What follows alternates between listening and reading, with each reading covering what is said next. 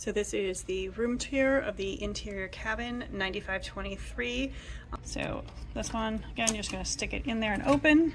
And as a reminder, this is one of the older ships, so the lights are simple. They are just press on, press off.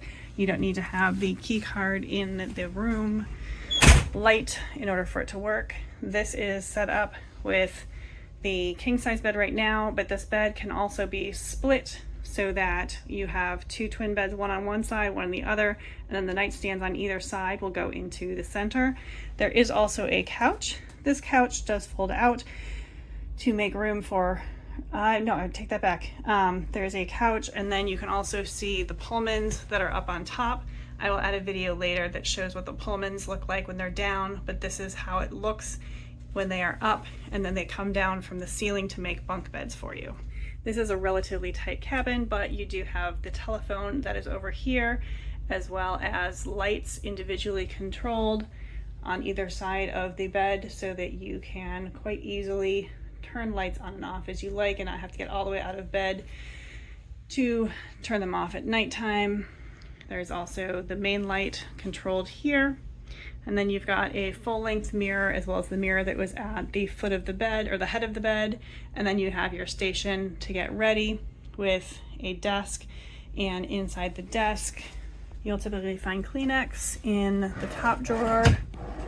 So if you need that, you'll have that. And then the other side on the top drawer is where you're going to find the hairdryer, which does not easily fit. This drawer is hard to open, but it's a plug-in one.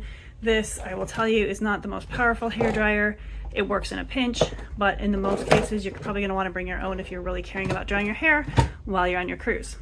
Obviously, you have your television remote control because there is a flat screen TV that is set up for couch viewing, not so much from your bed, but you can turn it slightly to make it a little bit easier there. We're also going to have cabinet storage for shelving, so you have some space to put items that you need. And then below that is where you're going to find the safe. This is a combination safe that you set the combination each time. So it's just you put in 4 numbers like 7111 and then press pound and it will start to lock. You press the same number again and it will unlock so you can keep your storage and valuables. But as you can see, this is a very small safe. This will fit my iPad mini. This will fit my passport. It will not fit a laptop. It will not fit a full-size iPad. So just be aware that this is a fairly small safe on this ship. And then underneath this is where you typically are going to find your refrigerator. So this is here. Actually, they're saying it's a cooler, not a refrigerator, which is kind of entertaining. It is not at all even remotely cold right now. So this is something that I'm going to have to work on. But it's there if it's something you need. We typically don't use it all that often. Then you have your closet space over towards the door. So you do have some shelves to store items as well as your life jackets.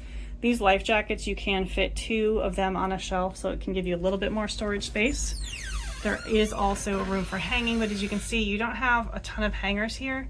So I advise getting those flat, easily packed hangers to travel with so that you can hang things up. These are the ladders for the bunk beds that are going to be down later for the pullmans. And then you're also able to have additional hanging space. So if you have skirts or pants or something shorter and something shorter above, you can do that. If you've got longer items or don't need as much storage, that just stays up for you on that front. And also there are an additional 2 life jackets up there. So there are more than enough for this room. That truly is the extent of the storage space in this room. And then I'm just going to tell you too, the light switch for the bathroom is outside. So make sure you have that turned on before you go in. This is also why we, whoops, I just turned it off. This is also why we always travel with little LED candles that we put in the bathroom, because it's just enough light at bedtime without making it so that the person who's sleeping gets woken up by the person who opens up the bathroom door. In the shower, you can see we have here this shower door will slide across and the other one comes to meet it, and that's how you stay the water inside the cabin or inside the shower. This is an adjustable shower head, so this can be raised and lowered. It also comes out so that you can put it exactly where you want to have it. There is room to store some of your items. There is the Seabreeze double duty hair and body wash. I will tell you that is not going on my hair. I'm bringing my own shampoo. There's no conditioner whatsoever. And then there's another shelf to store items again. And then for this piece of it, this is going to make it hotter, this is going to make it colder, other way around, sorry, hotter this way, colder this way, and then you turn this way to turn it on and off. In the fairly small bathroom, there is also the toilet, and then you have a place to hang towels and other items. You will have the towels in your room. We obviously have 3 people and I'm going to need some extra towels. That'll be something to ask for. Hand towels and washcloths, and then there is mirror space for you to get ready, as well as glasses that are here. And then the sink, there is where it used to have the Kleenex, but you saw where it is now. There is a small area for trash, but then there's the actual real trash can down there as well. And then there is going to be some storage. Nope, not storage. There's no storage in here, which is unusual. The other thing I will say about the bathroom, however, is that you do have the ability to charge in here. This is going to be one that's both 230 volt and 115 volt. They work both on the same one, but if I recall correctly from previous cruises, this will not actually charge unless the light is turned on, because my husband has had things plugged in his phone that did not charge when we left the room and turned this light off.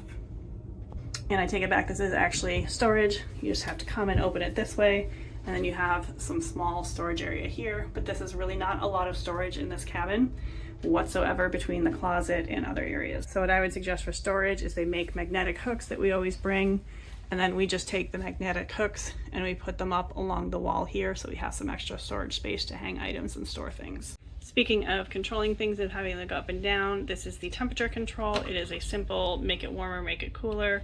Ours started out here. It's not super hot in here, but it's more warm than what we want it to be. So we're going to turn it down just a little bit for now, and then it will adjust itself over time. And the last bit too is if you would like to have your do not disturb, this is a magnetic sign. Simply take it off your door, stick it on the outside of your door, and you will not be disturbed by anyone else.